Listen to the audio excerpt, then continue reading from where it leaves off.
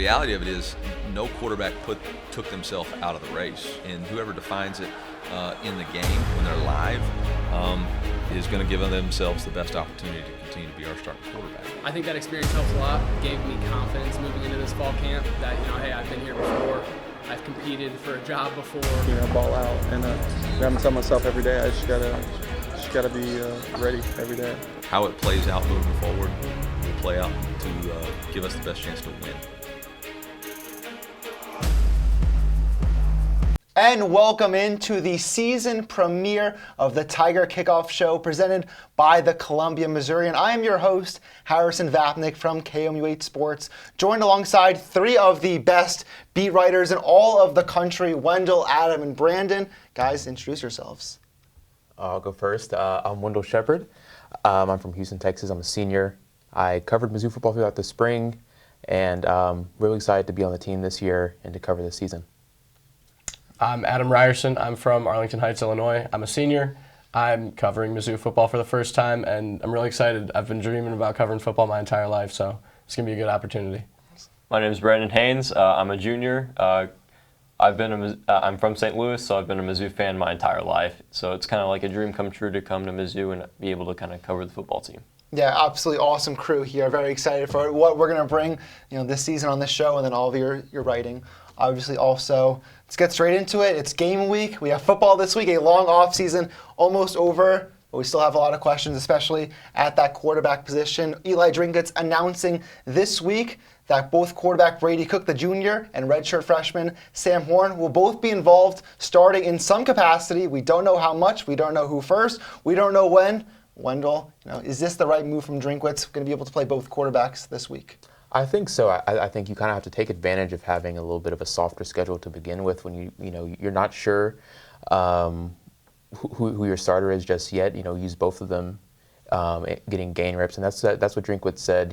Whoever has the hot hand or whoever looks better in game scenarios they've apparently have all looked great in practice. So I think it's the right move, and we'll see who does better on game day. Drinkwitz also mentioned that he watched the 2006 Florida Gators documentary on Netflix. The 06 Gators played a couple different quarterbacks, and they found success. This is something that Michigan did last year with J.G. McCarthy and Cade McNamara, who was the starter the year before. Played them both first couple games of the year. Eventually, McCarthy, made his way through and led Michigan to the college football playoff.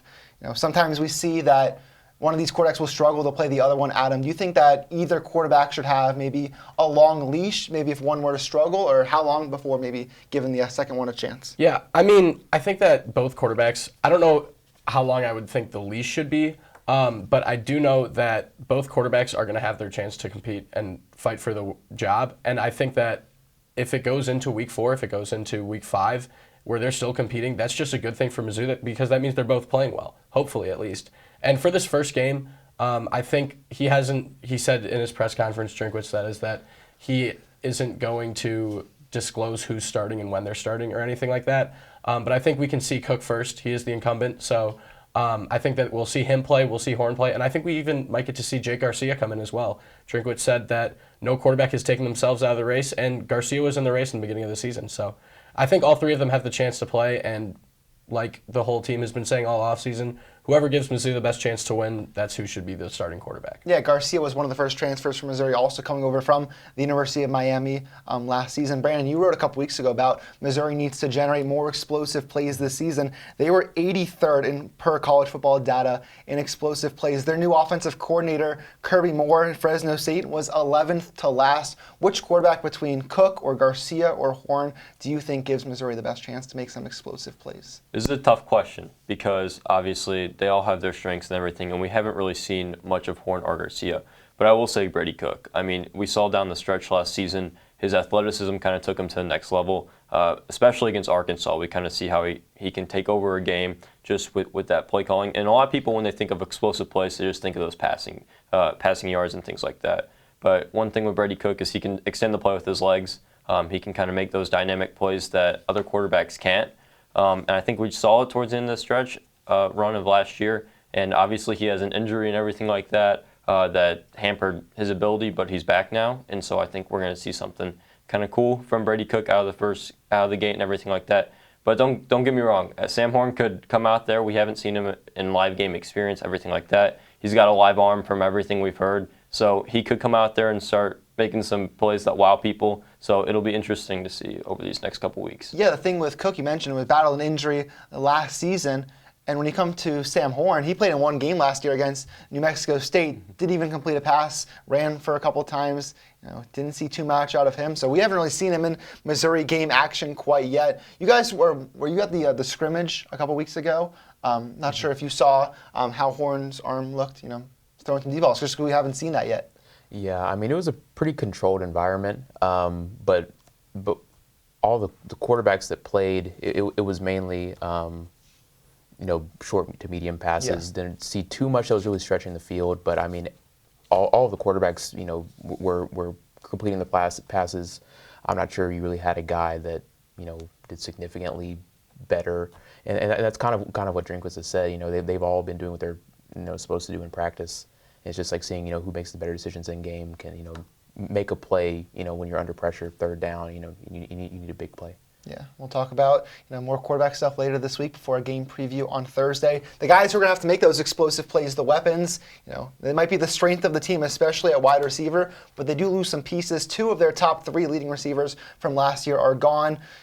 Dominic Lovett off to the University of Georgia. Barrett Bannister graduated after 6 years on the team. Towski Dove as well, transferring to Memphis. It's a much new look wide receiver core. Luther Burden obviously back. Theo Weiss, the transfer from Oklahoma. Mookie Cooper, and then Mekhi Miller as a true freshman last year. Wendell, what can we expect out of those 4 guys this season? I think Theo Weiss is going to play a really big role in the success of this offense as a whole. I think he's kind of a profile of receiver that Mizzou hasn't had in a long time. He looks like an SEC receiver. He's tall, he's strong, he's fast. And I think he's going to help stretch the field. I think he makes Luther Burden's move into the slot a little more natural, in that you have a guy out on the hugging the sideline that can play strong and physical in that role. And I think as deep as this wide receiver group is, we're going to get to see a lot of fun alignments, 4 receiver sets with guys moving all around. I think the screen game should be a little better this year because you have Weiss, who can block and who can catch the ball and run after the catch too. So. Yeah, no, Weiss is a bigger presence on that field alongside Mookie Cooper. We mentioned those 4 names. Wide receiver, a deep position. We saw some of the guys in the bowl game when Lovett was transferred and Burden left early with an injury. Adam, who are some guys maybe not in that core 4 who could have an impact on the team this season? Yeah, the first guy that I have that I think is going to come on and make his name known in Missouri is Joshua Manning. He's going to be a true freshman. He was the #1 rated recruit in Missouri's class last season, 4-star athlete. He's an absolute stud. I mean, he's coming out of high school, played track, has great vertical speed, is a great deep threat for the outside. He's not the most elusive player, but he is definitely going to be able to stretch the field for the Tigers.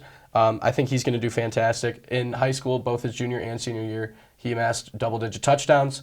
The other guy that I got is Chance Looper. If Burden or Miller go down, he's the next man up in the slot. And everything that we've heard out of the offense and the coaching staff is that the slot position is going to be huge this year. Obviously, with Burden moving in there, it's going to be we want to get him the ball. He's the playmaker for the team. But I think he's going to do great. He's going to be coming in his 4th season. And we didn't get to see Looper last season because of an injury. He was hospitalized, missed the season. But he was on track to be a pretty big part of this offense. So I think that he can come in this season and do what he was supposed to do or on track to do last year. Another name we saw in that Gasparilla Bowl was Demarion Peanut Houston, 6 catches, 39 yards, and also a touchdown on a Brady Cook scramble. Any chance we see much of him this season? I think he could definitely be worked into the scheme. I think, like you've said, the roster is just so deep, especially in the wide receiver position. We could see him in week 1 or week 2, kind of the not more competitive games, but who knows, he could be a great asset for the team on special teams, and if that's the case, then he could definitely get his chance at playing time. Brandon, the wide receivers obviously seems like one of the most certain positions on the roster. The other skill groups, running back and tight end, maybe not so much. There's the 3 running backs, Schrader, Nate Pete, and Tarvarius Jones. A solid unit, but maybe not one of the strongest on the team. And then tight end, their starting tight end, Stevens, just 5 catches last season. One of them was the touchdown against Georgia. Is this position, are these positions a concern for Missouri, and how are they going to work those guys in when you already have a strength at wide receiver? I think the running back and tight end positions are the positions that could make Missouri's offense from good to great, honestly, this season. Kirby Moore's system coming over from Fresno State, he had 2 tight ends that kind of played some meaningful snaps. So one tight end had 21 catches for about 200 yards, 2 touchdowns. Another one only 8 catches. But again, like you said, it's kind of better than what Stevens had last year.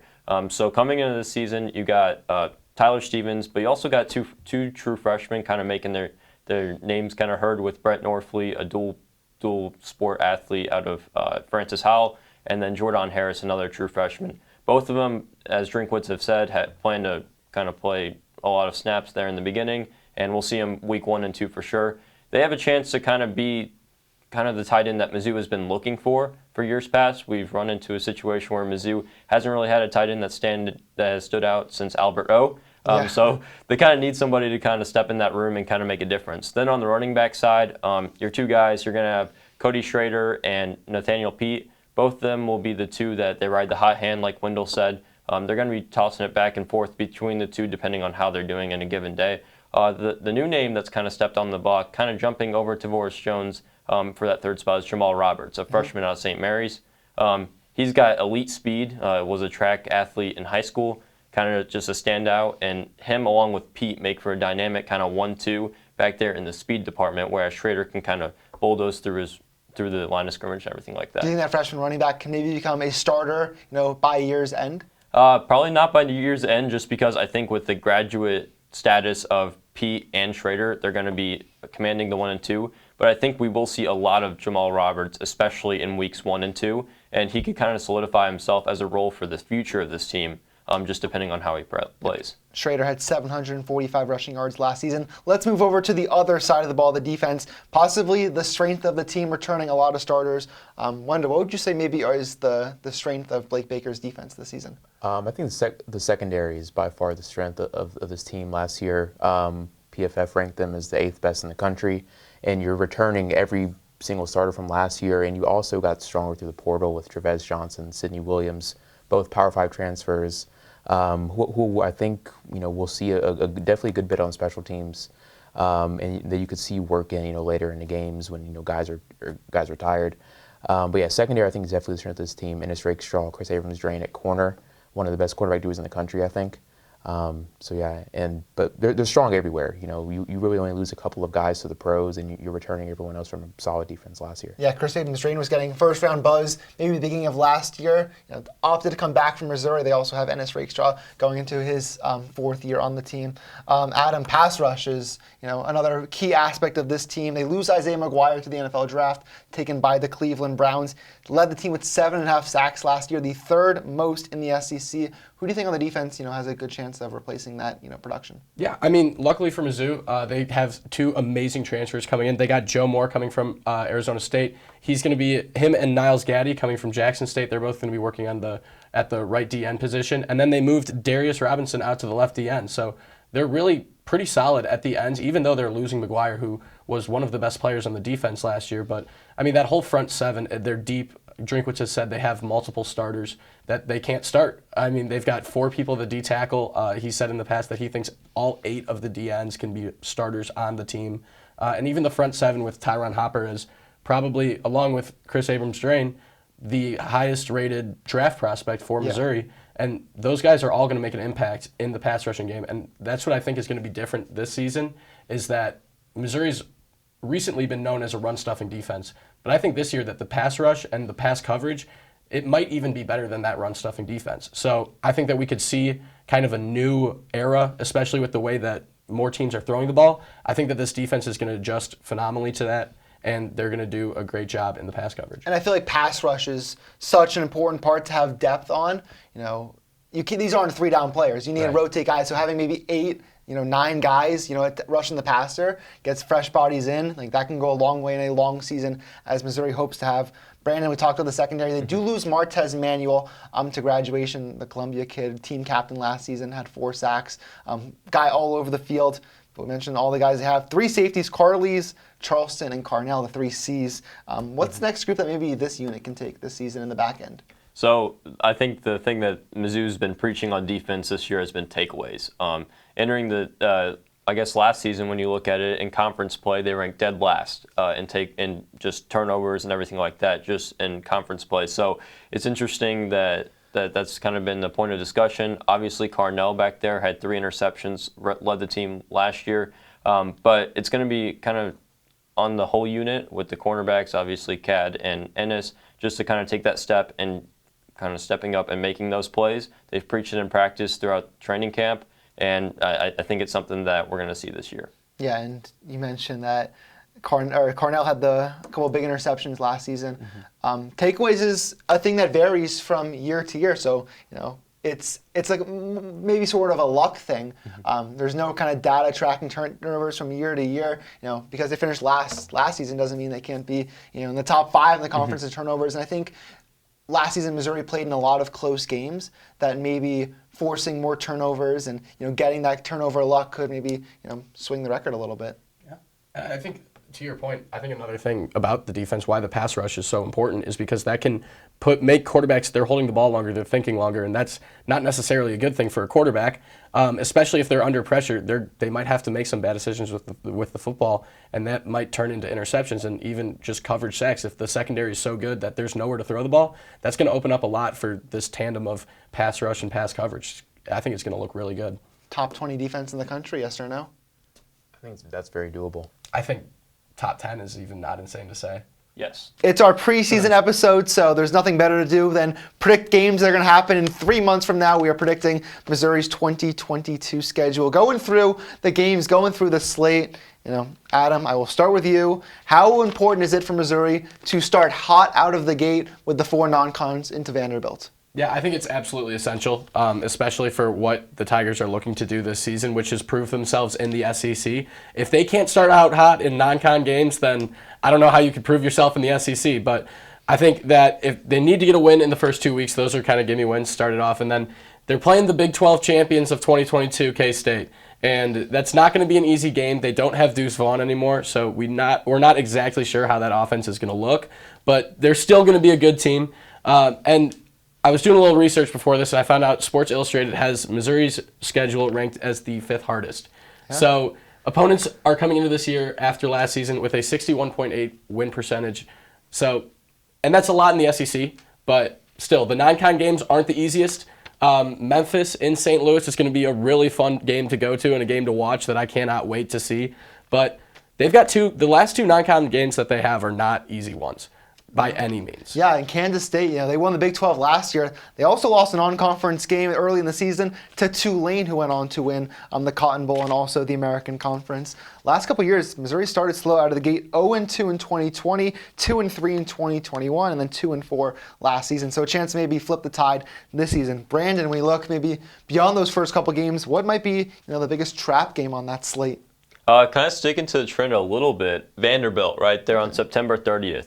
That's a game where people will look back and they'll be like, oh, it's Vandy and everything like that. But Vanderbilt, they improved last year under head coach Clark Leah. And so they've kind of had just an opportunity to kind of blossom out, especially coming off of Memphis and right before LSU. A lot of people are already penciling in Vandy as a victory for Mizzou.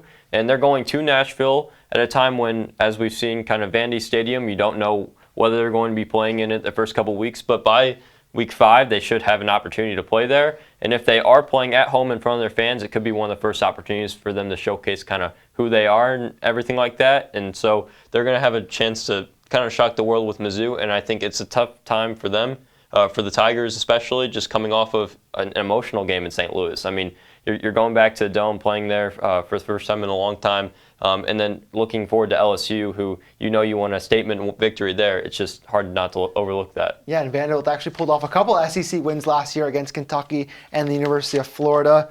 Wendell, what might be the most important game, on this schedule? There's a lot of them. We have defending national champions Georgia, LSU on the SEC West last year. Obviously, the rivalry with South Carolina and Arkansas. What game would you say is the single most important one on that slate? That first rivalry game with South Carolina mid-October, I think is going to be a very kind of pivotal point of the season. I think we're going to get to schedule predictions a little later. Yeah, coming up. Record predictions, I mean. But I think Mizzou starts 5-0. To begin, and then you get a tough stretch of LSU coming in, preseason number 5 in the AP poll, and Kentucky away. That's going to be a tough game. You have a new quarterback, Devin Leary, who's going to give you problems. I think South Carolina, after 2 losses, is going to be kind of like a get back right game before you hit a really tough stretch of Georgia, Tennessee, Florida, Arkansas to finish out the last month of the season. And at 5 wins, South Carolina, that gets you bowl eligible with a month left in the season. I don't think you want to be put in a position where trying to get bowl eligible against Arkansas on the road or one of those other tough games. So I think South Carolina's going to be a pivotal point. Drinkwitz has never lost to them. Nope. That's a rivalry game. So I think that's undefeated back to the Appalachian State days too. South Carolina had a couple big wins at the end of last season against Clemson and Tennessee, knocking both of them out of the college football playoff race before losing their bowl game to Notre Dame. Let's wrap up with some record predictions. 6-6 last 2 years, 5-5 the year before. This team has been sitting right around 500 for the last couple of years. Adam, I'll start with you. Which direction is Mizzou heading in 2023? Yeah, I think that with the second year of Blake Baker and the fact that their defense is just so good, and bringing in a new offensive coordinator, I think that they're just destined to do better than 6-6. So I have them at either 8-4 or 9-3. Okay. It could go one of two ways. Like Wendell said, if they do lose some games against LSU, if they lose against Kentucky, then that South Carolina game is going to be absolutely essential. But if they can pick up one of those 2 wins, Georgia is going to be a tough one. I mean, most people are penciling that in as a loss. I definitely am. 26-22, Missouri had a 10-point lead into the fourth. Yeah, but that wasn't in Athens. So that's the big difference. But I don't see them beating Georgia. I think Tennessee coming to Columbia, that's going to be a big game for them. I think that they could have a chance to win that one.